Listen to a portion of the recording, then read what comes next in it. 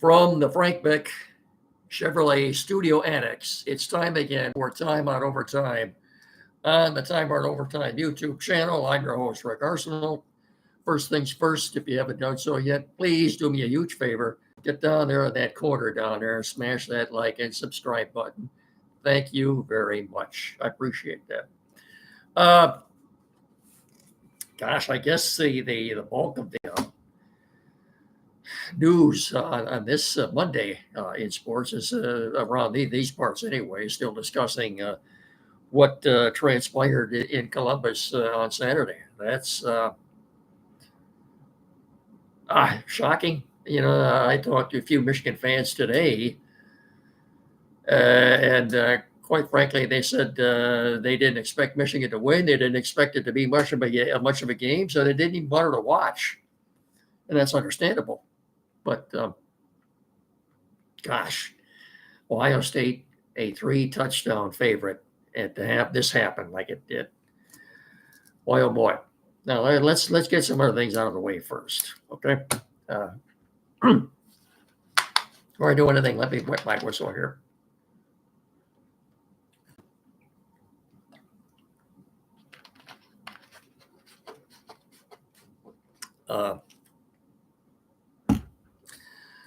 Red Wings lost yesterday in overtime to Vancouver 5-4.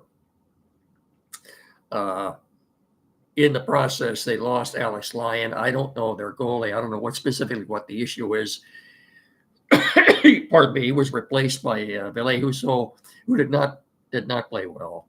They lost 5-4. It wasn't overtime. They did get a point out of it. So they play Boston tomorrow night, and as we speak, they are 10-11-3, good for 23 points in 10th place in the respective division.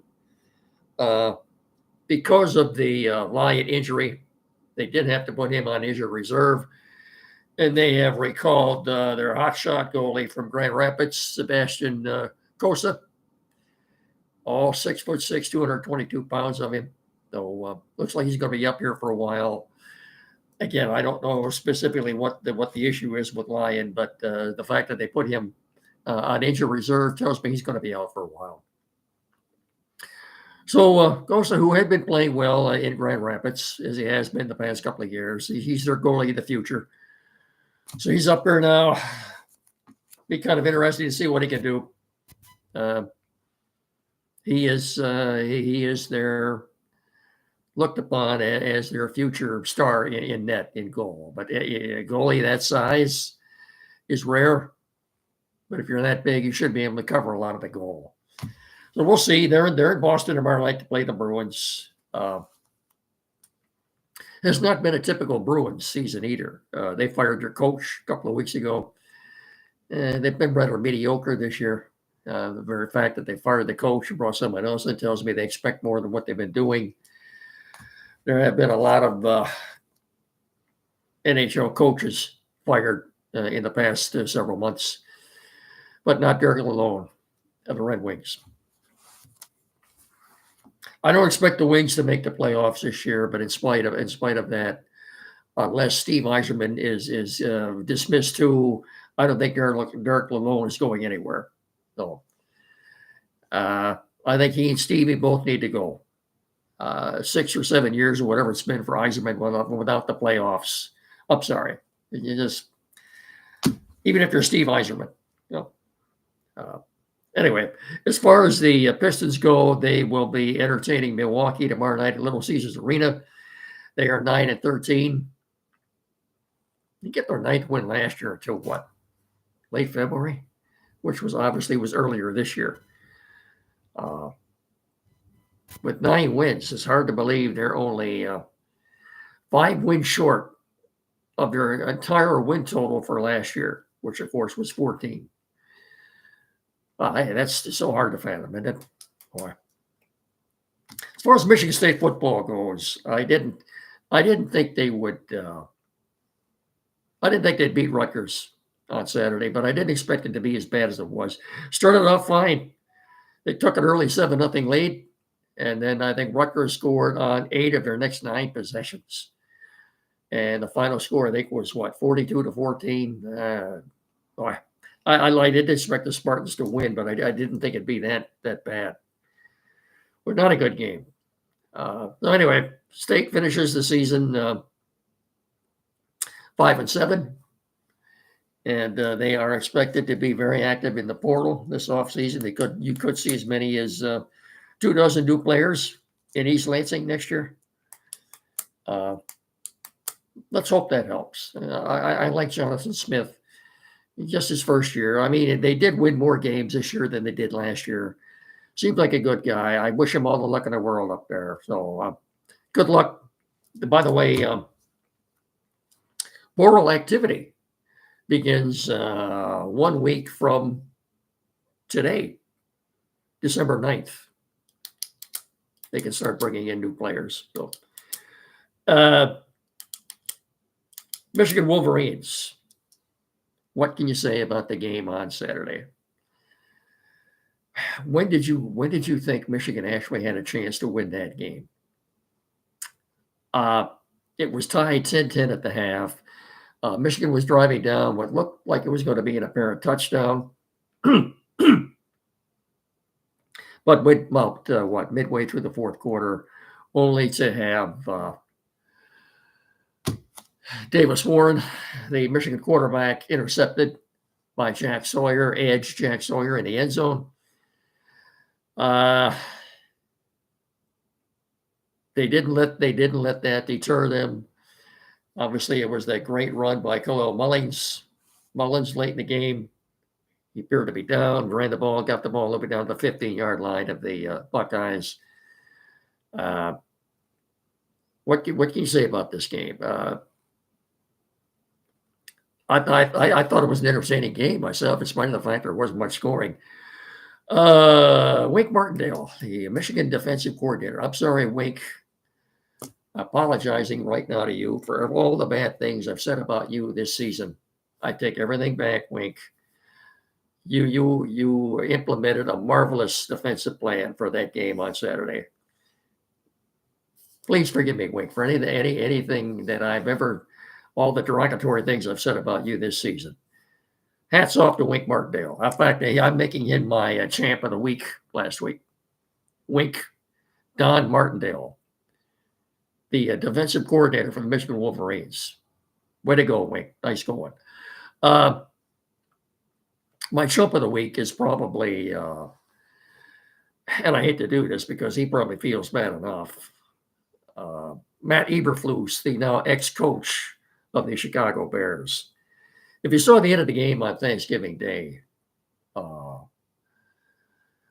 just when you think you've seen it all, you see something like that. Worst case scenario is that game should have gone to overtime and the Bears maybe even won it. I don't understand. A couple of things I don't understand. First of all, immediately after the game, Eberflus spoke and said they did the right thing at the end of the game. They did the right thing. He liked what they did. Apparently, in his attempt to speak to the team after the game, immediately after the game in the locker room, they had a mutiny from several of the players. They shouted him down, and it was an ugly scene in the Bear locker room after the game. Players jumping on him for having lost the game. Like I said, it was kind of a mutiny, and they had no choice but to let him go. The following morning, what I don't understand is they let him go out at 9:00 Central Time, Chicago time, and speak to the press, and didn't fire him until a couple of hours after that. And this morning, there were a couple of Bears. I think the Bears president and the GM spoke this morning, but it was a rather bizarre press conference they had. If you watched that this morning or heard anything about it, you know why the Bears are in the predicament they're in right now. Just not good. And I think as long as the McCaskies own the Bears, I mean, it's what you're going to have. Virginia McCaskey, George Alice's daughter, is still living in. I'm not sure how old she is. She has to be, well, maybe in her mid-90s, somewhere there. And it's her son, George, who is considered the owner, or he's not the team president. That's somebody else. I don't know how much say George McCaskey has in anything right now, but the Bears, who are 4-8, but he could easily be what 8-4 right now. Not good. Like I say, Thomas Brown, who was calling the plays for the Bears, is now their interim head coach. You might say he's auditioning for the job. He will be their head coach for the rest of the season. He will also continue to call plays. Keep in mind, too, the Lions do go back there. They will play the Bears again on December 22nd, 3 days before Christmas at Soldier Field. I wonder what the weather will be like on that day. Getting back to the Michigan game for just a second, though, and the brawl after the game. If you all haven't seen what happened, I'm sure you heard about it. It was an ugly scene. Michigan attempted to plant their flag, the Michigan flag, in the center of the field. Jack Sawyer, who led the charge against them, said there's no way they're doing that here. Brawl broke out. Ohio State police were down there using pepper spray on several of the Michigan players. Look, this isn't the only place that this wasn't the only venue this took place Saturday. There were several other incidents like this. The Florida State game, the North Carolina State game. There were several other venues where this identical thing happened. I think the Big Ten is going to, not the Big Ten, but the NCAA is simply going to have to, if you want to put the kibosh on this, say, this is outlaw this. You cannot do this anymore. Some kind of a mandate saying, you can't do this. Now, the Big Ten commissioner did announce this morning that both schools were going to be fined $100,000 for what happened. There will be no suspensions. They said the case is closed. That's the end of it right there. No more. So it'll be interesting to see if you're wondering about Ryan Day's job status. If Ohio State were to buy him out, you're looking at maybe about a $37 million check. The only way, as a Michigan fan, I'd like to see him stay. The only way you see him go is he were to leave on his own free will, and obviously he'd be a fool to leave that much money on the table like that. Say, that's it, I'm done here. Hang on just a second.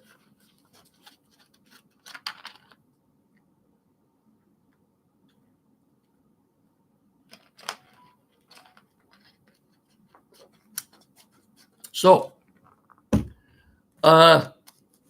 we don't know yet who Michigan is going to be playing in the bowl game. It could be, right now I'm hearing it could be one of three bowls that they're in. I'm hearing a lot about the Music City Bowl in Nashville, the Duke's Mayo Bowl. I believe that's in Charlotte at Bank America Stadium where the Panthers play, or even the Pinstripe Bowl in Yankee Stadium. I'm hearing those three right now. We don't know anything definitive right now. When we get closer to the bowl games and I hear something official, obviously I'll pass it along to you. Don't worry about that. But so congratulations to Sharon Moore and his coaching staff. As usual, the team that won the rushing battle in this game won the game, and I think this will help Michigan dramatically in the transfer portal. I think you see a lot more kids wanting to come to Michigan now. As far as Ryan Day goes, boy, I don't know what to tell you. Because he said the last three losses were almost as hard to take as losing his father. And, boy. Great Michigan victory. As I said, they were 3 touchdown underdogs. And what I'd like to know is kudos to Davis Ward. Walk-on cancer survivor. I thought he played a pretty good game. Yeah, he did throw a couple of picks. What I'd like to know is how did Ohio State get to this game 10-1, ranked number 2 in the country, with Will Howard as their quarterback? Somebody answer me that. Of course, they couldn't run the ball at all. They got away from the passing. Uh, I thought they had a definite advantage with their receivers in that Michigan secondary. But for some reason or other, they want to run the ball more than they did pass it. It didn't work out.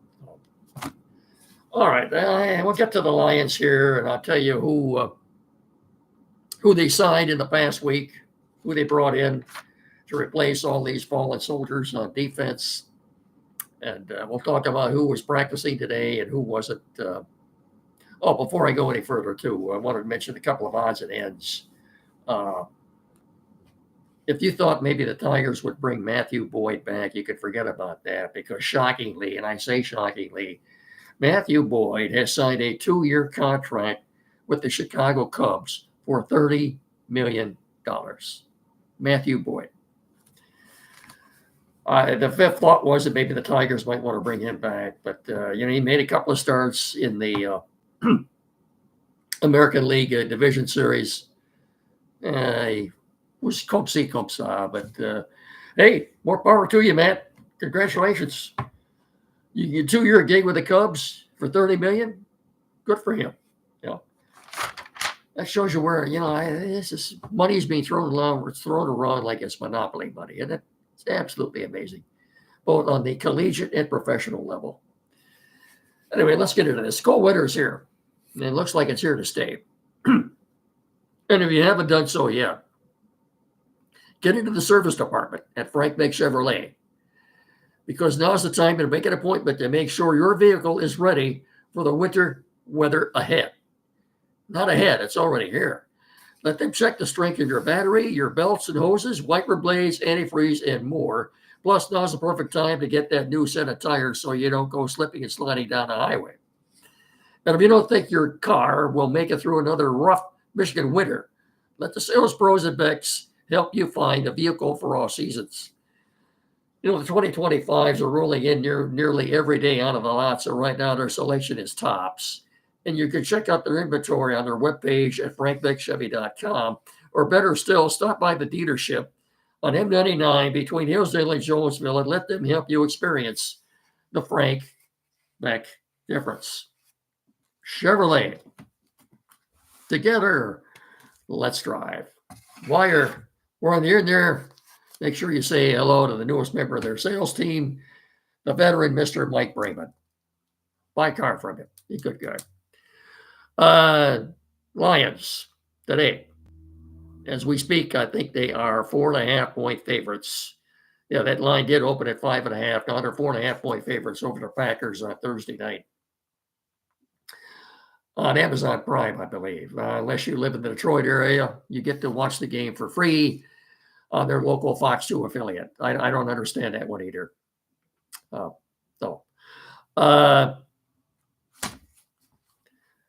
Who's in, who's out? If you don't have a scorecard, I mean, they have signed a half a dozen players here in the last week or so. By the way, one last thing, too, before I forget. I wanted to mention one last thing about Ryan Day. He's 1-4 against Michigan in his 5 years at Ohio State. Outside of that, playing everybody else, the guy's 47-1. That's hard to fathom, isn't it? 47-1 against everybody else, but against Michigan, he's 1-4. That seems almost impossible to believe, but I just wanted to run that stat by you too before we get any further. As far as who's in and who's out, these are the new players that they brought in. Most of these guys have been signed off of practice squads, except for one. I think, near as I know, they were all practicing today. Defensive lineman Quan Alexander from the Denver Broncos. I think he'll be a big help. Defensive lineman Jonah Williams from the LA Rams. Another defensive lineman, Miles Adams. Another defensive lineman, safety, Kayvon Merriweather. And safety, they just signed yesterday, former Pro Bowler Jamal Adams. They were all practicing today. In fact, Adams was working out today at linebacker at practice. Yeah, he was working out at linebacker. Uh, who was at practice today and who wasn't? Taylor Decker with a knee did not practice today. Levi Onwuzurike, a hamstring, did not practice. Josh Paschal, a knee, did not practice. DJ Reader, I think they were resting him more than anything else, so he did not practice. Says he has a shoulder issue. I think he'll be good to go Thursday. Carlton Davis III with a knee. He was practicing today, albeit a light practice. And Emmanuel Mosley had a full practice today. So I think the secondary gets a big boost with Carlton Davis and Emmanuel Mosley both starting and playing Thursday night. This will not be an easy game. In fact, you're watching these other teams play. Lions just can't get any breathing room. The Vikings and Packers keep winning. It almost looks like the Lions will have, they're 11-1. It almost looks like they have to win the remaining 5 games in order to get that top seed in the first round bye. Boy, it's very frustrating to see the end of that Viking game yesterday. They pulled one out. Look at how the Vikings doing it. I mean, here they are winning all these games by 1 score again. Now, granted, the Lions caught a break Thursday, but they've been, other than that, they've been blowing people out. In fact, Jamal Adams has a history with line defensive coordinator Eric Glenn. They go back a ways together. And he's, he, like I say, today at practice, he was working out at linebacker, practicing at linebacker. So if they get Jamal Adams back and in that back 7 back there, working out at linebacker, and they get Davis and Mosley. Mosley was going to play Thanksgiving Day, but he tweaked something in pregame warmups. Tweaked a hamstring in pregame warmups. I think he's going to play. I think Mosley's in. I think Davis is in. That'll be a big boost in that secondary. So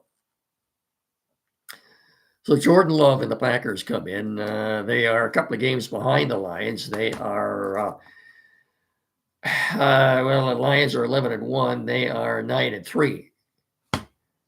Vikings are 10-2. I mean, that's 3 games separating the top 3 teams in that division. You look at the other divisions, the division leaders like the Chiefs, they're running away with their division. It is close in the NFC South and the West and the East, even the East. Well, no, the Philly, the Eagles. Of course, the Eagles are 10-2. The Commanders have lost a few games now, so even the Eagles are pulling away with that one. It is so relevant for the Lions to get that top seed and a first round bye. Well, that would be a huge advantage to them if they could do that. And of course, they're playing all their playoff games at Ford Field too, so that'd be another big advantage. Have I got you caught up on everything right now? Before we sign off, too, as usual, I want to put in a good word for a good man, Tim Lindley at Quality PC in downtown Hillsdale at 37 Waldron Street. That's a couple 100 feet west of Howell. Get in there and see Tim. Any technical issues, sales, service, any technical needs you have at all, you want to get in there and see him. He's the most knowledgeable tech service guy in our area. Anything at all. Computers, new or used. Maybe the computer you have now needs a little work done on it. Flat screen TV, mounting, programming setup. Maybe you're getting a new internet provider. You need that installed. Printers, anything at all. Get in there and see Tim. He's the man you want to see in our area. And not only that, he's the nicest man you're ever going to want to meet. 37 Waldron Street. 517-610-5372, or like I said, get in there and see him at 37 Waldron Street, a couple hundred feet west of Howell. Tell me and Mickey sent you when you go in there. Will you? Thank you. That's going to about do it for us. Wrap everything up on a Monday night after a very busy, exciting weekend. As I said, once we find out where Michigan is playing their bowl game, we'll let you know. Well, I did want to mention one more thing, too. The December the 15th game at Ford Field, 4:25 start against the Buffalo Bills, will not be flexed. The CBS crew, James Brown and company, will all be there to do the pregame, halftime, and postgame. It's a big deal for CBS. They're not going to relinquish that game. No way. Is there anything else? I told you about Matthew Boyd. I think I got you caught up on everything else. Oh, by the way, one last thing before we do sign off. One of the most colorful coaches in the history of college basketball, Lou Carnesecca, passed away Saturday, just a few weeks shy of his 100th birthday. A colorful, known for his colorful sweaters that he wore on the sidelines, coaching St. John's all those years, well over 500 wins at St. John's. Lou Carnesecca, a college basketball coach icon. And like I said, one of the most colorful coaches in the history of college basketball. Lou, rest in peace. Lou Carnesecca, gone at the age of 99. Lou, we should all live to be that old. That's going to about do it for us. Don't forget, every Saturday with Andy and Jed here locally on the Time Out Show from 9 to 10 on WCSR 92.1 FM. I will talk to you again on Wednesday. Remember, please treat each other with respect. Have a good rest of your evening. And as always, folks, thanks for watching. Good night.